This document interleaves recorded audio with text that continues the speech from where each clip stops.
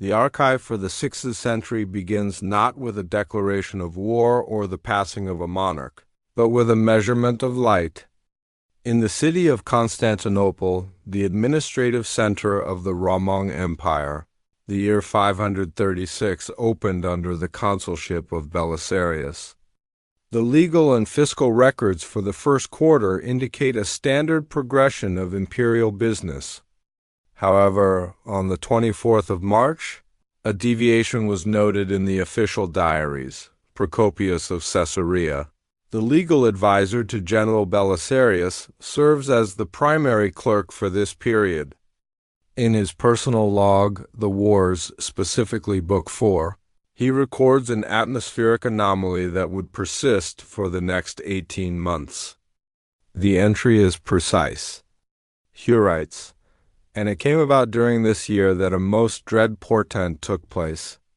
For the sun gave forth its light without brightness, like the moon during this whole year, and it seemed exceedingly like the sun in eclipse. For the beams it shed were not clear, nor such as it is accustomed to shed. The ledger of the Byzantine state was built upon the predictability of the solar cycle. Tax assessments, agricultural yields, and the movement of the grain fleet from Egypt relied upon the stability of the Mediterranean climate. The record shows that as the spring of 536 progressed, the expected increase in solar radiation did not occur. The light remained feeble, a term echoed in the contemporary reports of Litus. A mid-level administrator in the Praetorian Prefecture of the East, Litus noted that the sun was oppressed and its rays were bluish. There is no mention in the imperial files of a solar eclipse. The astronomers of the Great Palace possessed the tables to predict such celestial alignments. The 536 event appears in the records as a failure of the light itself, rather than a transit of a celestial body. The shadows on the sundials of the Augusteum were reported to be blurred, lacking the sharp definition required for the accurate marking of the hours. The administrative consequence of this dimming was immediate. The records of the grain markets in Constantinople show a sudden stagnation. The heat required for the ripening of crops failed to materialize. The files indicate that the indiction, the 15-year cycle used for tax assessment, was thrown into disarray. While the law demanded the collection of the annona, the grain tax, the physical reality of the field suggested a coming deficit. The reportage remains clinical. There is no language in the official correspondence suggesting a supernatural cause. Rather, there is a mounting inventory of symptoms. Procopius notes that from the moment the sun was obscured, men were at no time free from war, nor pestilence, nor any other thing leading to death. This is not a moral observation, but a summary of the state's logistical burdens. The military was engaged in the reconquest of Italy, a campaign that required a functioning supply chain. The logs of the Vandalic and Gothic wars show a shift in the procurement files. Orders for fodder and grain were increasingly met with null returns from the provinces of Thrace and Illyricum. In the height of what should have been the summer of 536, the records show a thermal drop. The precise temperature is not preserved in degrees, but in the state of the flora. The imperial gardens, documented for their diversity of Mediterranean species, reported a failure of the fruit to reach maturity. The grapes remained sour, and the olives withered before the oil could be pressed. The fiscal year, which relied on the surplus of these exports, began to show a widening gap between projected and actual revenue. The file contains a curious omission from the office of the Master of Offices. There are no records of ambassadors being sent to investigate the source of the veil. In the 6th century, the limits of the known world were clearly defined. Yet the archive suggests a collective turning inward. The focus remained on the ledger, as if the meticulous recording of the failure could somehow mitigate the loss of the light. As the months passed, the bluish tint of the sun was accompanied by a cooling of the earth's surface. The records of the Praetorian Guard note an increase in the distribution of winter rations and cloaks well into the month of June. The clinical nature of these logs masks a growing structural instability. The empire was operating on a caloric deficit. The energy required to maintain the borders and the bureaucracy was being expended faster than the sun could replenish it through the soil. By the end of 536, the sun had not recovered its strength. The official chronicle of the year ends with a procedural note regarding the illumination of the city. The oil lamps of Constantinople, usually reserved for the night hours, were being lit earlier each day to combat the persistent twilight. The cost of this additional fuel is noted in the municipal accounts. The file for 536 remains open because the cause of the dimming is never identified by the contemporary scribes. They record the effect, the cold, the gloom, the crop failure, but the source remains outside their jurisdiction. Modern scientific audits of the polar ice cores at the North and South Poles have since identified a massive sulfate peak corresponding to this exact window. A volcanic event, likely in the Northern Hemisphere, ejected millions of tons of ash into the stratosphere, creating a global dust veil that reflected the sun's energy back into space. However, the Byzantine records do not mention a mountain exploding. They do not mention ash falling in the capital. They only record the silence of the sun. The year concludes with the light still failing to return to its full intensity. The fiscal reports for the following year, 537, begin with a stark entry. The seeds planted in the darkened earth have failed to germinate. The sun that failed to rise had successfully halted the biological engine of the empire before the Archiventinus. This record was briefly withheld for classification. Viewers who wish to follow future releases may subscribe. The file then resumes in the year 537, asterisk, as the calendar transitioned into the year 537. The focus of the archive shifted from the imperial capital in the east to the administrative center of the west, Ravenna. The Italian peninsula was, at this time, a landscape of overlapping jurisdictions. The Ostrogothic kingdom was being systematically dismantled by the Byzantine reconquest. Amidst this military transition, the bureaucratic records were maintained by Flavius Magnus Aurelius Cassiodorus, senator. The Praetorian prefect, Cassiodorus, was a man of the ledger. His collection of official letters, known as the Varia, serves as the primary audit for the climate's collapse in the West. In Book 12, Letter 25, the prefect addresses his subordinates regarding the state of the seasons. The document is devoid of the usual rhetorical flourishes of the era, adopting instead a tone of observational detachment. He notes that the temperate quality of the air has been withdrawn. The file records a specific atmospheric density. The sun seems to have lost its wonted light and appears of a bluish color. We marvel to see no shadows of our bodies at noon, to feel the mighty vigor of his heat wasted into feebleness, and the phenomena that accompany a transitory eclipse prolonged through almost a whole year. The administrative concern here is not the celestial omen but the thermal failure. Cassiodorus records that the seasons have interchanged.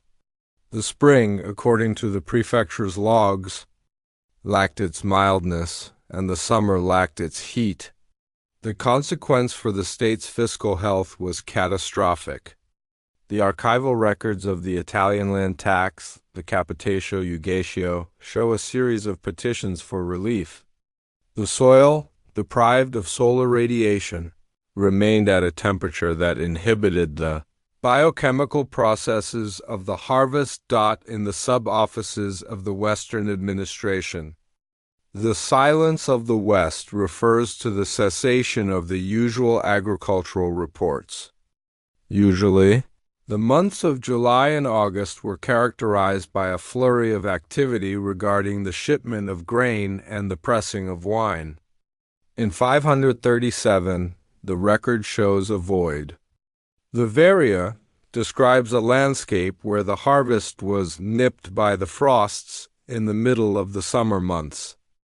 The ledger of thegrain stores in Rome, which were vital for the maintenance of the urban population and the occupying armies, began to show a terminal drawdown. The procedural response to this deficit was the suspension of the grain export. Cassiodorus issued orders to the governors of the provinces of Italy to fill the granaries by any means. Yet the logs of the regional supervisors indicate there was no surplus to seize.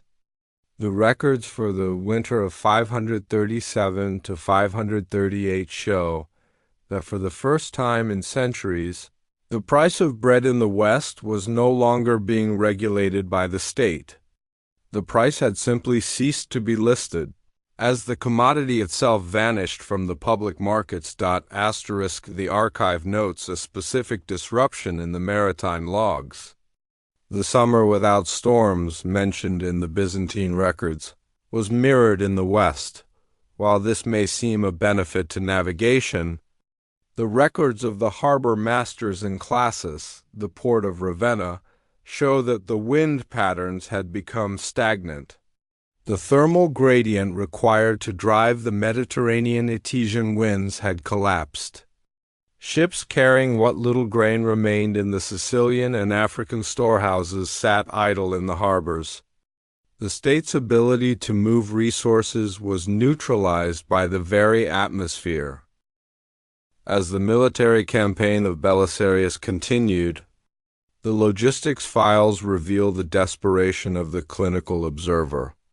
The soldiers, according to the secret history and the letters of the prefecture, were no longer being paid in coin or standard rations. They were being fed acorns and weeds, as noted in the marginalia of the supply manifests. The physical condition of the peasantry, the primary tax-paying base of the empire, was recorded as emaciated, their skin described as having a parchment-like quality, a result of the sustained caloric deficit and the lack of vitamin D from the absent sun. The file for 537 in the West contains a notable gap.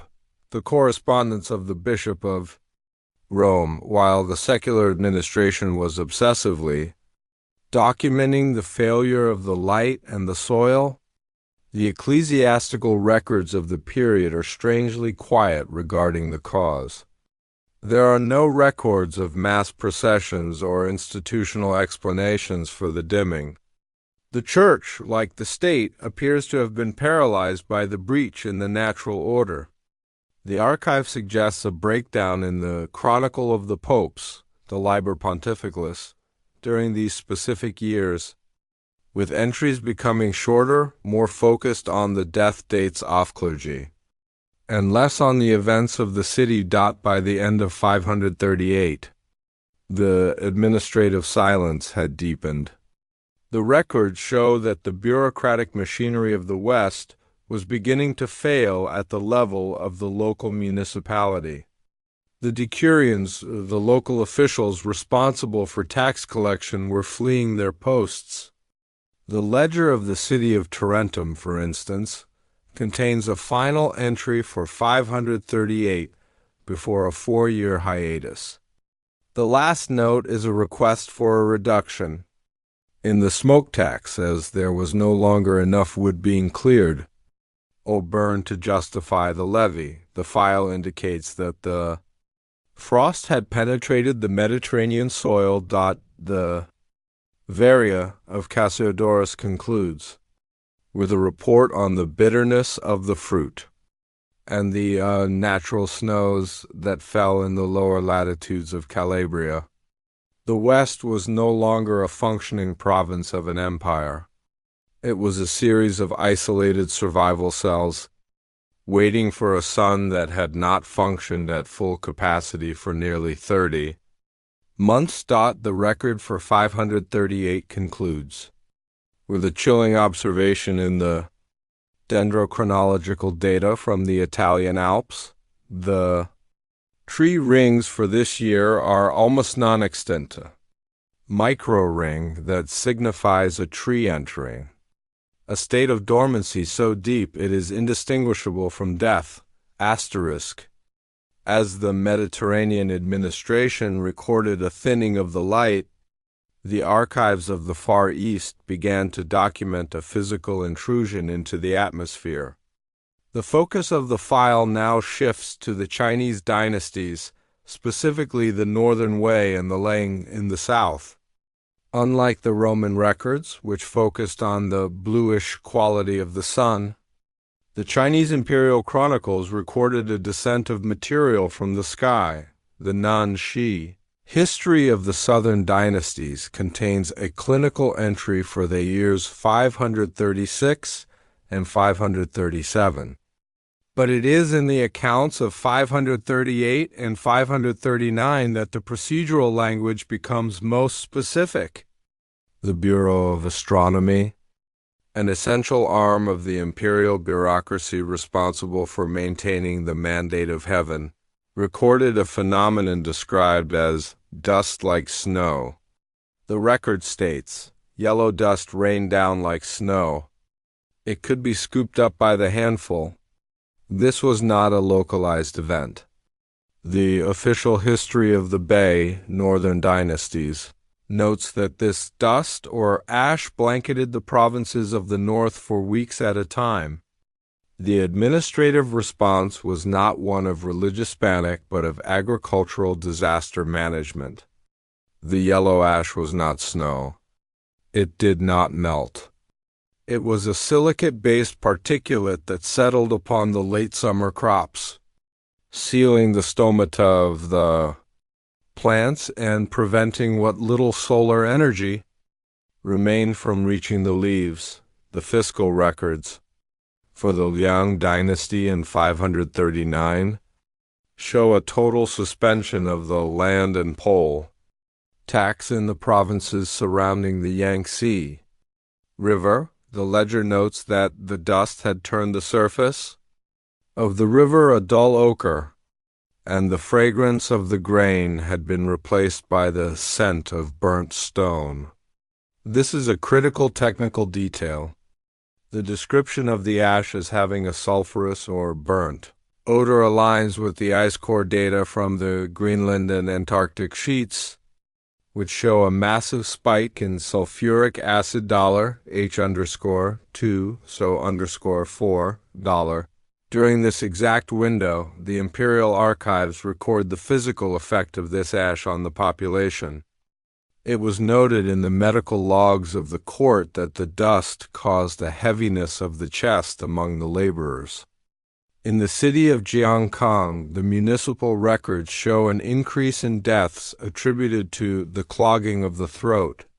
The clinical reality was a massive, transcontinental fallout of volcanic tephra, so fine it remained suspended in the stratosphere 4 years but heavy enough to eventually settle and suffocate the primary food sources of the empire. In the north, where the climate was already more precarious, the Chronicle of the Wei records a total failure of the winter wheat. The entry for the 12th month of 539 is brief. The people were forced to eat the husks of the previous year's harvest. The price of a measure of grain rose to 10,000 pieces of silk. The silk-based economy, the foundation of the Eastern trade networks, was collapsing because the mulberry trees, the food source for the silkworms, had also succumbed to the yellow snow. The file notes a procedural breakdown in the granary system. Since the Han Dynasty, the Chinese state had maintained ever-normal granaries to stabilize prices during famine. However, the 536 to 539 event was not a standard drought. It was a multi-year thermal depression. The logs show that by 540, the imperial reserves were exhausted to the floorboards. The bureaucratic response was a desperate order of foraging authorizing the population to consume the bark of trees and the roots of the mountain. A micro cliffhanger appears in the history of the Sui, which later reflected on this period. It notes that during the height of Thishfall, the shadows of the pagodas vanished entirely for a period of 3 days in mid-July. This suggests an atmospheric opacity so high that it reached a threshold of total extinction. For direct sunlight, the records also track a shift in the migration patterns of the northern nomadic tribes, specifically the Ruran and the early Turks, the frontier logs. Of the way garrisons note that the grasslands were no longer green. The nomads were moving south, not for conquest, but because the biological productivity of the steppe had reached zero. The file for 539 ends with a report from a border commander. The horses have begun to eat each other's manes. The horizon is yellow from dawn until dusk. The Chinese chronicles, usually obsessed with the specific movements of the stars to validate the emperor's rule, contain a chilling gap in 540. The astronomers record that the 5 planets were invisible for a span of 20 months. The celestial clock had stopped. Asterisk. The historical record is often subject to the bias of the scribe, but the biological record is a matter of pure, indifferent chemistry. To understand the scale of the failure in 536 and 540 CE, we must turn to the field of dendrochronology, the audit of tree rings. Specifically, we examine the records preserved in this subfossilized oaks of the Irish bogs and the high-altitude pines of the White Mountains dot in a standard year. A tree adds a visible layer of growth, a light-colored spring wood, followed by a darker late wood. This is the tree's fiscal report of its annual energy intake. However, the ledger for the mid-6th century contains a biological recession that is unprecedented in the Holocene epoch, the data from the Irish chronology. A continuous record stretching back over 7,000 years shows a massive contraction starting in 536. The rings for 536, 537, and 538 are described in the laboratory logs as pinpoint or micro rings. In many specimens, the growth is so negligible that it is nearly impossible to distinguish between years without the aid of a scanning electron microscope. The trees were not merely struggling. They were in a state of cellular shutdown. The ledger of the rings provides a data point that the chronicles of Procopius and Cassiodorus could not, the precise temperature drop. By analyzing the density of the wood, specifically the maximum late wood density, MXDA, climatologists have reconstructed a temperature anomaly. The record indicates a drop of 1.5 circ text C dollar to $2 way circ text C dollar across the northern hemisphere. While seemingly small in a modern context, this represents the coldest decade in the last 2,300 years. The file further examines Thebrusleccan pines of North America. These trees, situated at the upper limits of the tree line, are sensitive to thermal changes. The record for 536 shows a frost ring, a layer where the sap within the cells froze during the active growing season. rupturing the cell walls. The biological ledger shows that the frost arrived in the middle of what should have been the summer solstice, asterisk a second. Even more severe contraction is noted in 540, while the dust veil of 536 was beginning to settle. The rings show a second shock.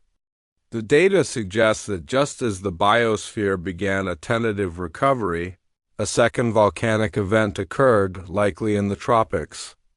This double pulse of cooling is recorded in the trees as a 10-year low that effectively halted the maturation of forests across the globe. The consequence of this biological silence was a total failure of the mast years, the years when trees produce nuts and seeds. The forest floor, usually a source of forage for both wild animals and human-managed livestock, became a sterile zone. The records of the Scandinavian Great Famine, the Fimbulwinter of later mythology, are corroborated by this dendrochronological evidence. The trees recorded a winter that lasted not months, but years. The archive notes a specific procedural anomaly in the wood of the 540s, an unusual concentration of carbon isotopes.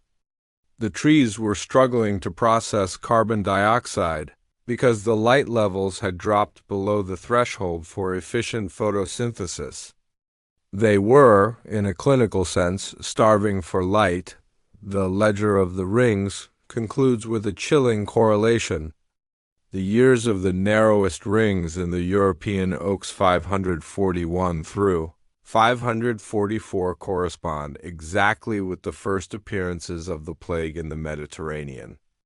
The trees record the environmental vulnerability that preceded the biological collapse of the human population. The energy deficit was no longer a matter of fiscal policy. It was written into the very cellulose of the planet. As the trees entered their decade-long dormancy, the human records begin to show a different kind of movement.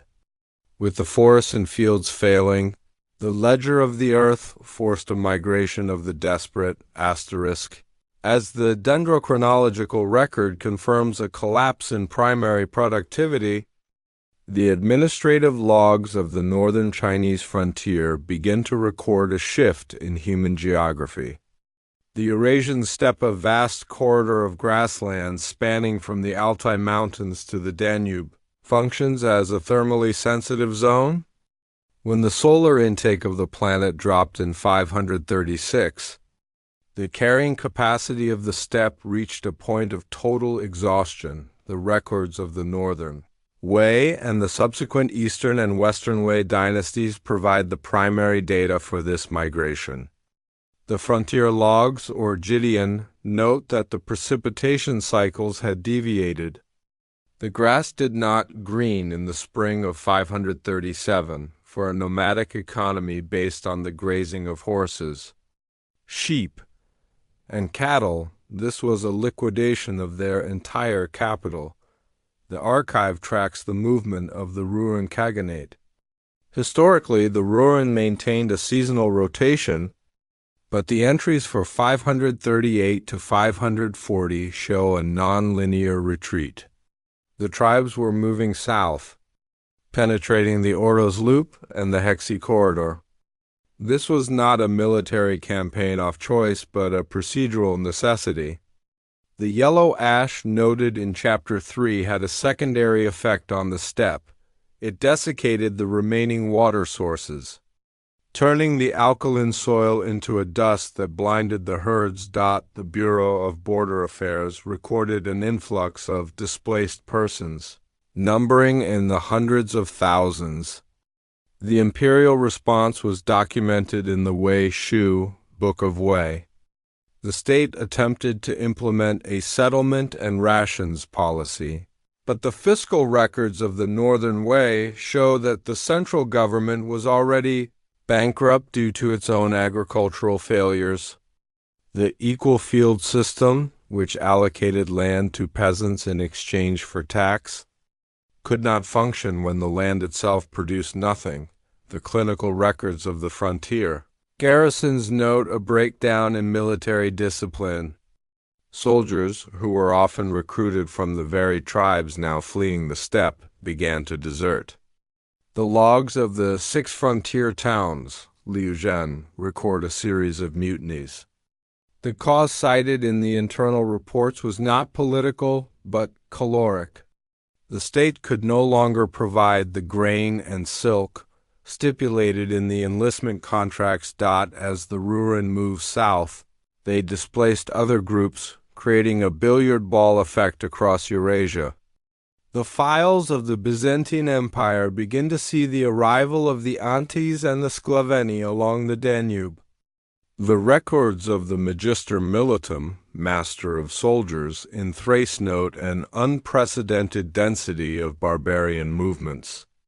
The Danube, which usually served as a seasonal barrier, was noted to have frozen more deeply and for longer periods during the winters of 537 and 538, allowing for the passage of heavy carts and entire populations over the ice. The archive contains a particular report from the Caucasian frontier.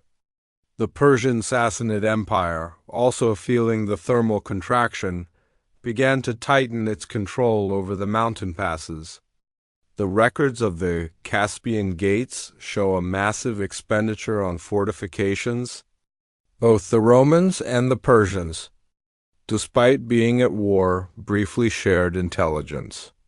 Regarding the movements of the north, the records suggest a mutual understanding that the climate had rendered the traditional borders obsolete. A micro cliffhanger remains in the account of the barbarians in the Jin. Shu, it mentions a loss of the spirit of the horse. In 540, the nomadic tribes, whose entire culture was predicated on the mobility of the stallion, were recorded as arriving at the gates of the Chinese cities on foot. The horses had died in such numbers that the ledger of the steppe had been wiped clean. The migration of 536 to 540 was not a conquest. It was a liquidation. The populations of the north were being pushed by the cold rather than pulled by the wealth of the south. This mass movement of humans and animals across thousands of miles of failing ecosystems created the perfect conditions for a different kind of transport. The file for 540 ends with an entry from the port of Pelusium in Egypt. It notes the arrival of a grain ship from the south, carrying a cargo that had not been inspected for biological contaminants. The fiscal and environmental stressors of the preceding 5 years are recorded as the baseline for the events of 541 CE. The archive now shifts its focus to the Nile Delta, specifically the port city of Pelusium. This location served as the primary customs house for goods entering the Mediterranean from the Red Sea and the Indian Ocean in the summer of 541. The harbor master's logs recorded a biological intrusion that would redefine the imperial census. The records indicate that the Yersinia pestis bacterium, the agent of the bubonic plague, entered the Roman world not as a sudden explosion, but as a procedural breach. The grain ships, which had been rerouted and delayed due to the stagnant winds noted in Chapter 2, arrived at Pelusium from Ethiopia and Egypt. The administrative files of the grain dole, Annona, show that these vessels were carrying more than just the depleted wheat harvests. They carried a rodent population that had been forced into closer proximity with human grain stores due to the collapse of their natural ecosystems in the cooling south. Procopius, continuing his role as the lead auditor of the era, recorded the onset of the Justinianic Plague with the same clinical detachment he used for the sun's dimming.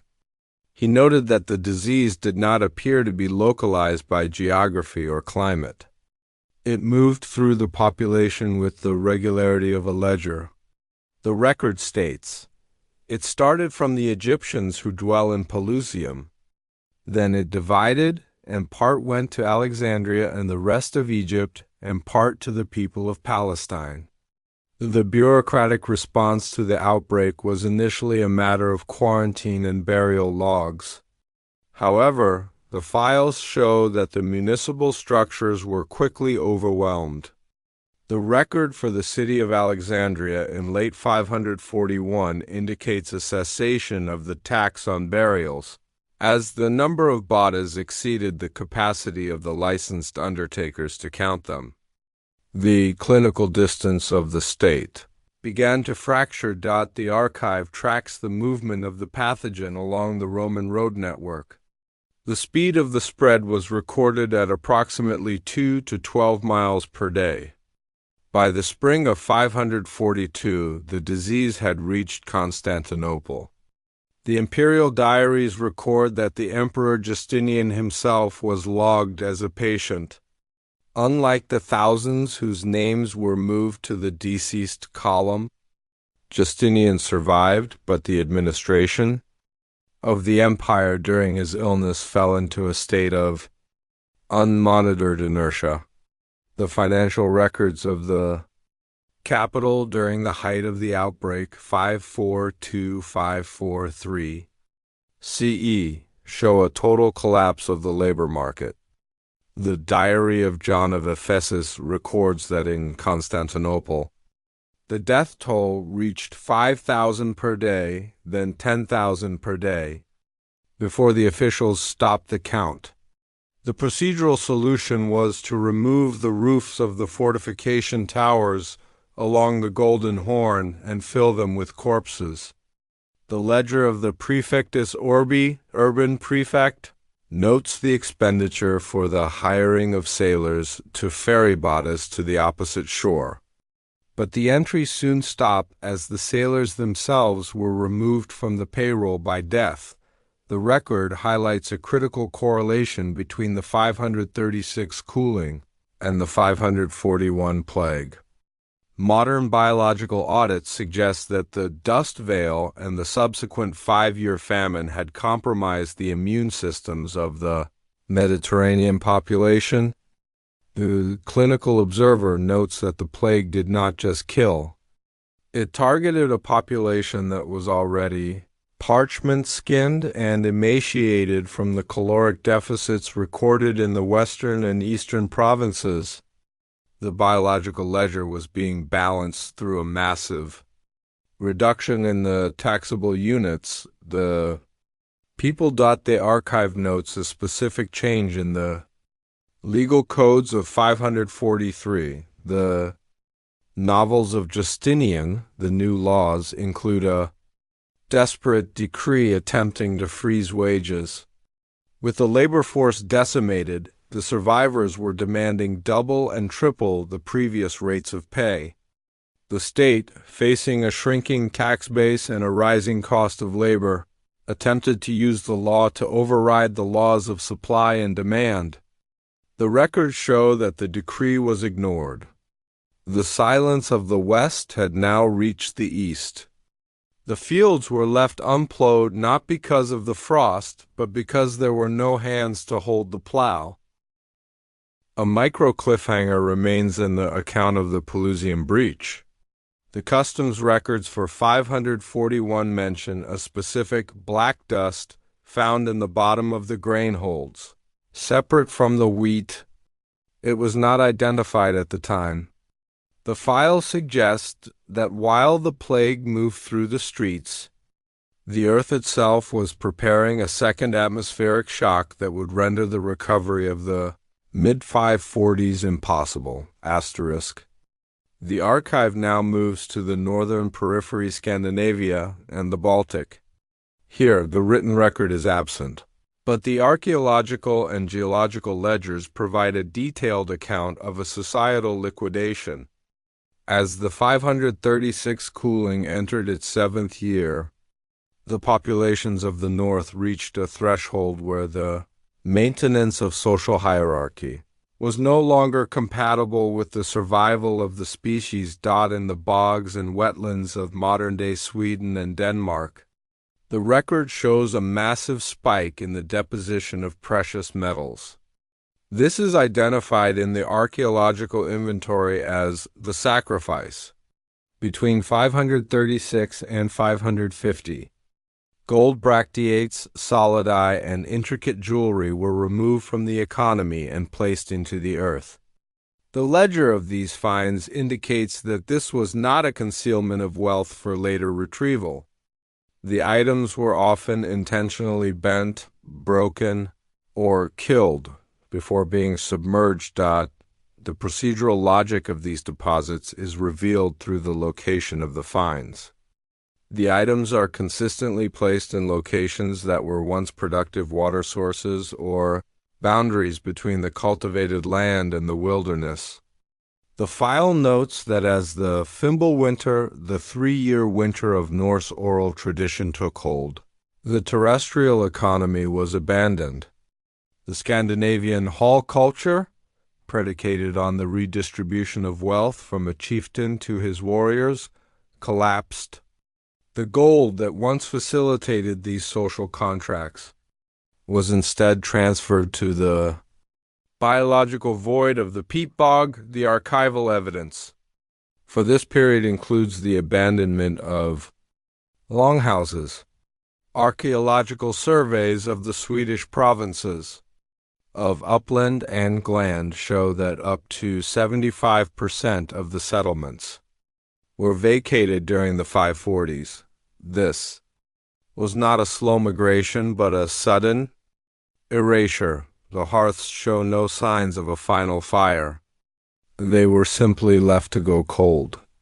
The records of the soil chemistry in these abandoned sites show a cessation of nitrogen deposits, the chemical signature of livestock.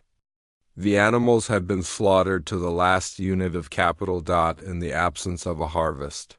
The biological ledger shows a shift in the human diet. Analysis of skeletal remains from the mid-6th century reveals a stress line in the tooth enamel, hypoplasia, corresponding to the years 536 to 540. The carbon and nitrogen isotope ratios in the bone collagen indicate a shift from a grain-based diet to one of starvation forage, bark, lichen, and the marrow of scavenged bones. The file contains a specific entry regarding the gold shrines of Helge at this trading post. Archaeologists recovered hundreds of Guldgubbar, tiny gold foil figures depicting couples. The record shows that these were produced and deposited in a single concentrated window. The clinical interpretation of this data suggests an attempt to repurchase the fertility of the earth. The state of the environment had rendered the gold useless as a medium of exchange.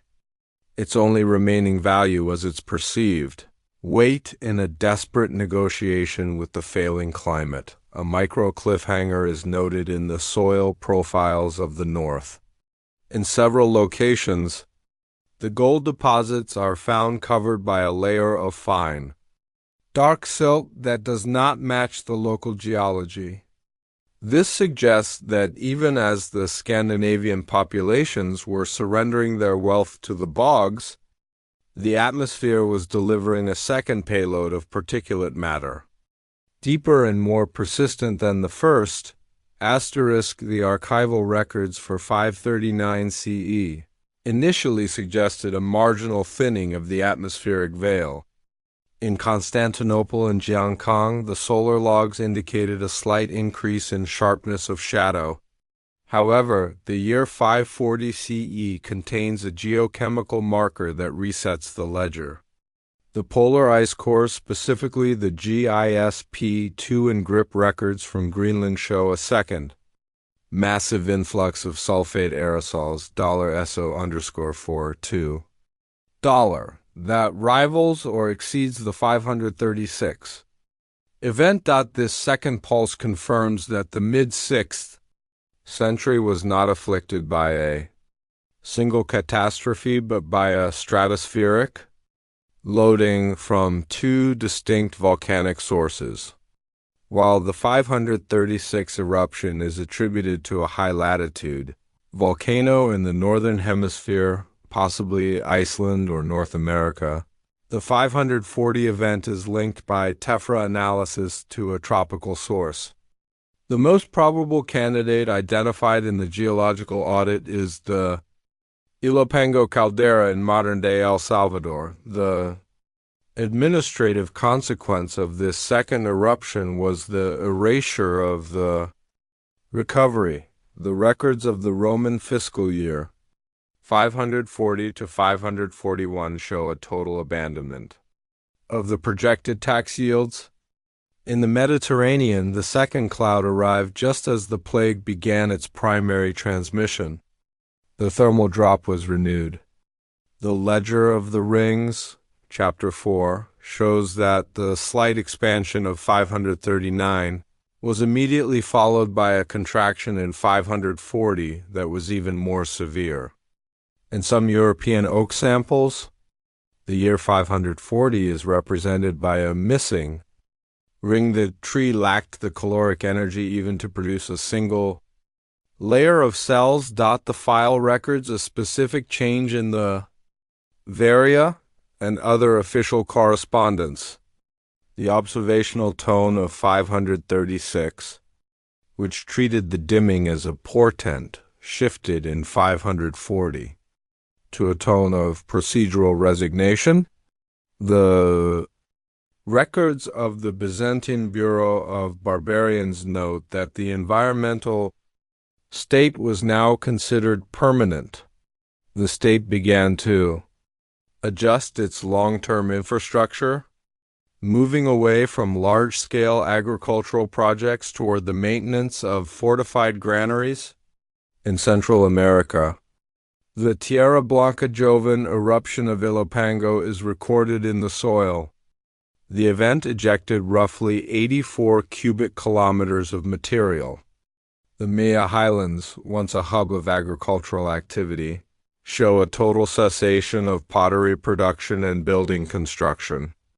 The archaeological ledger identifies a sterile layer of white ash, up to 50 meters thick in some areas, which effectively deleted the local population from the census.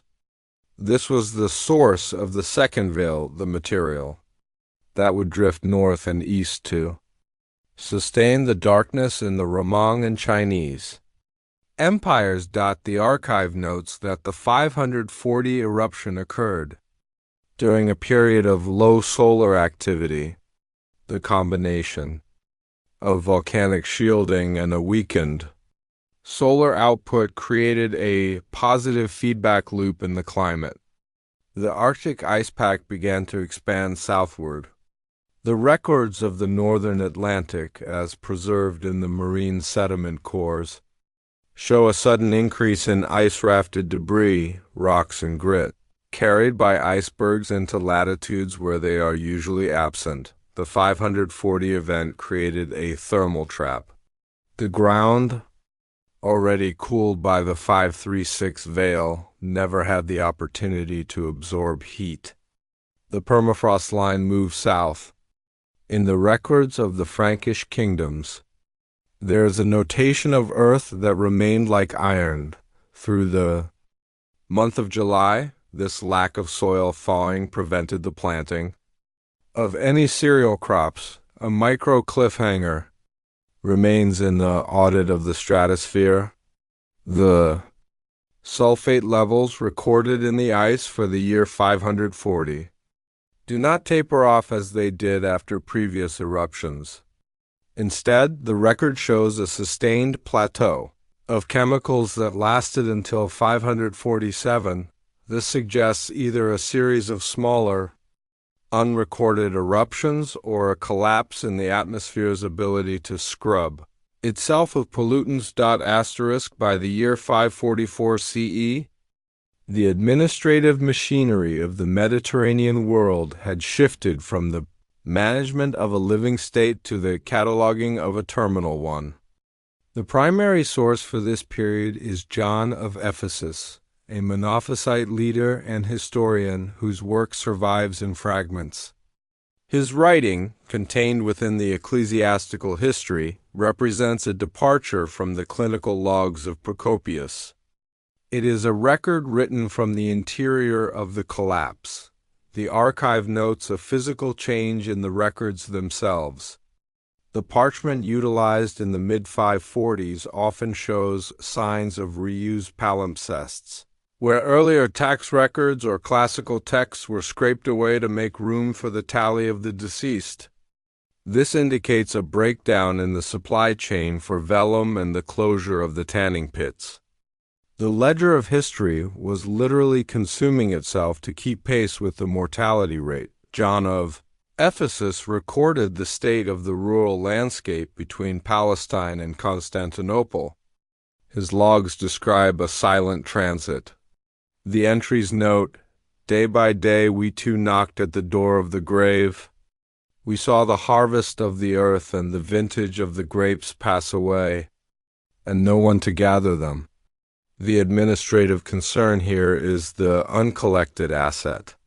Thousands of acres of grain, already stunted by the 540 cooling, were left to rot in the fields because the labor force had been deleted from the census.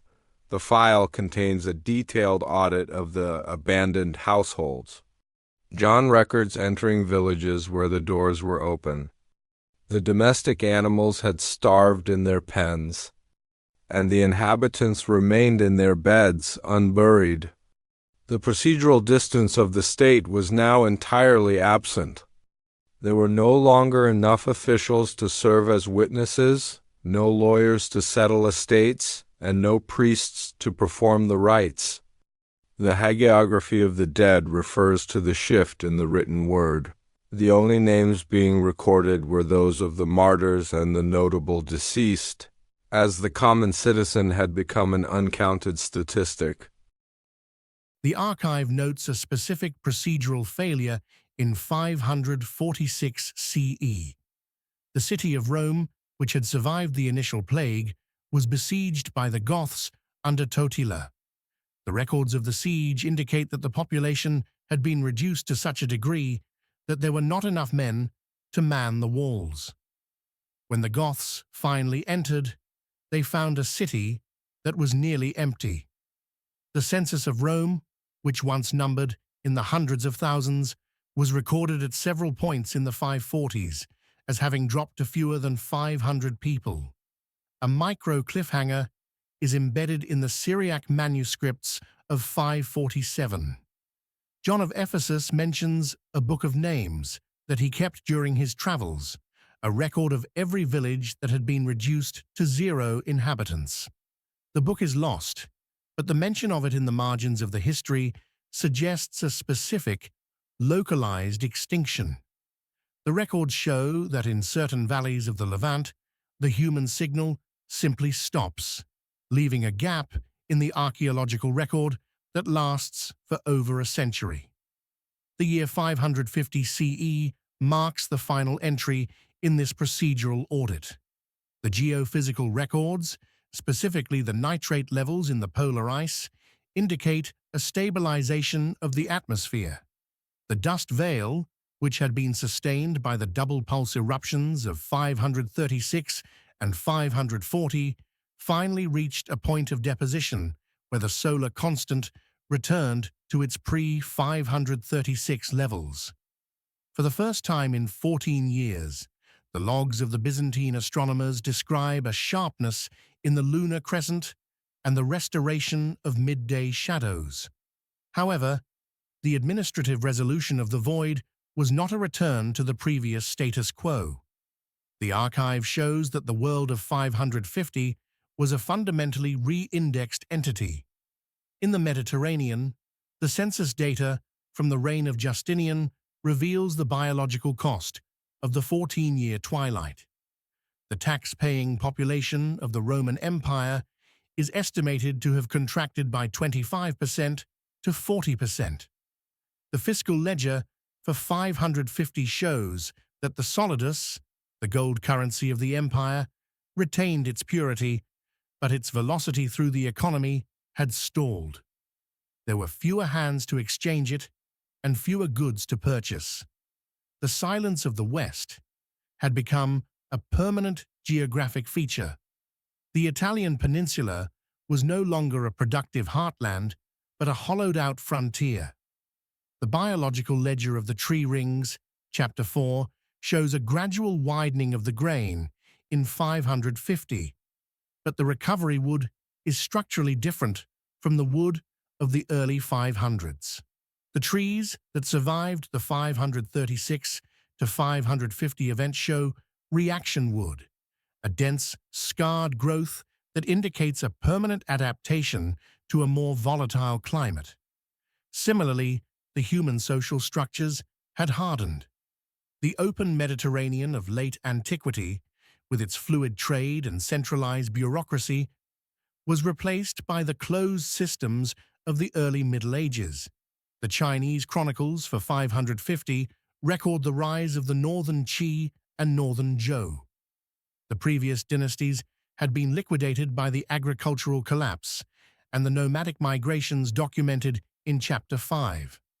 The new administrations were built upon a military-agrarian model, a procedural necessity in a world where food security could no longer be guaranteed by the state. The yellow ash was gone, but the memory of the sun that failed to rise was codified into the new dynastic rituals, where the emperor's role as the guardian of the seasons was emphasized with clinical urgency.